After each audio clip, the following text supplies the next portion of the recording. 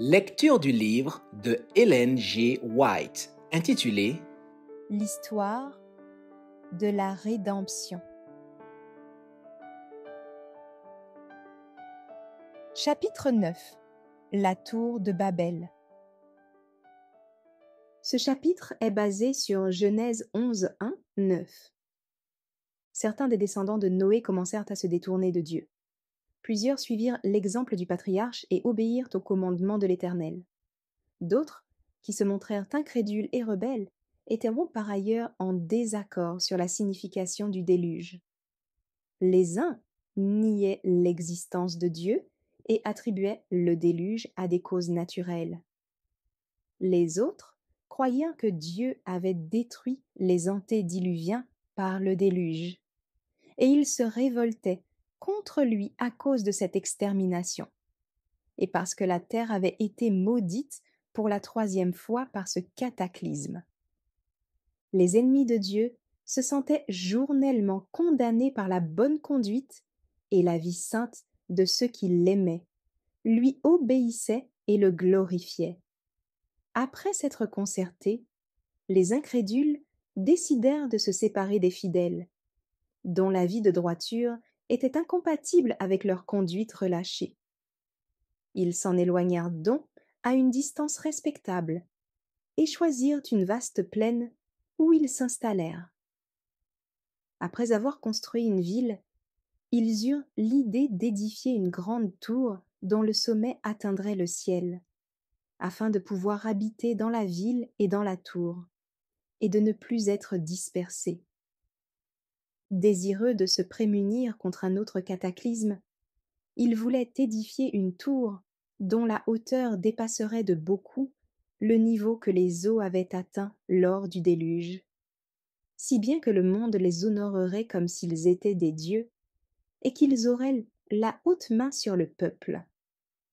Cette construction fut réalisée de manière à glorifier ceux qui l'avaient conçue, détournant ainsi du Créateur les habitants de la terre et les incitant à se livrer à l'idolâtrie. Avant même que l'édifice ne soit achevé, la tour fut habitée. Elle comportait des pièces richement meublées et ornées qui étaient dédiées aux idoles. Ceux qui ne croyaient pas en l'Éternel s'imaginaient que si la tour pouvait atteindre jusqu'au ciel, ils pourraient connaître ainsi la cause du déluge. Ces incrédules étaient en révolte contre Dieu, mais le Seigneur ne permettrait pas que ces hommes achèvent leur ouvrage. La tour avait déjà atteint une hauteur impressionnante quand le Seigneur envoya 2 anges pour faire obstacle à leurs travaux. Les choses avaient été organisées de telle sorte que les ouvriers qui travaillaient au sommet transmettaient leurs demandes de matériel à d'autres qui se trouvaient à l'étage au-dessous, lesquels la transmettaient à ceux qui se tenaient à l'étage inférieur, et ainsi de suite, jusqu'à ce que la demande parvienne à ceux qui étaient au niveau du sol. Or, c'est au moment où ce genre de message était transmis d'un étage à l'autre que les anges confondirent leur langage, de sorte que, parvenus aux ouvriers qui étaient postés au sol, la demande ne correspondait pas du tout à celle qui avait été formulée par ceux qui étaient au sommet de l'édifice. Mécontents et irrités, ces ouvriers se mirent à accuser ceux qu'ils croyaient responsables d'un tel malentendu. Sur ce, leur travail fut complètement désorganisé. Furieux les uns contre les autres et incapables d'expliquer pourquoi ils n'arrivaient plus à se comprendre, ces hommes se séparèrent et se dispersèrent sur la face de la terre. Jusque-là, les humains n'avaient parlé qu'une seule et même langue. Finalement, pour manifester la colère divine, la foudre tomba sur le sommet de la tour et la précipita sur le sol.